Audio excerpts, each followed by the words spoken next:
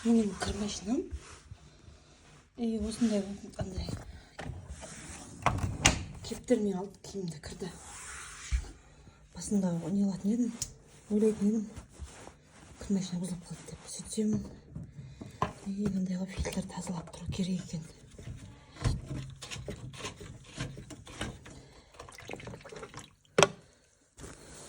Су шығып жатыр ішіне. Мындай осына қоқтар тұрып қалады екен. Мындай болып тұрып қалады екен қоқтар. Мындай болып, мынау 2 ай болған тазаланбаған. Негізі ай сайын тазалап тұру керек екен да бұны. Ай сайын тазалап отырса, бұл кір машина негізі жақсы жұмыс істейді екен. Мен баста білмейтінмін бұны, шыны керек. Ауылдық жерде тұрғасын білмейміз ғой, бұрын кірді қолмен жуатынбыз.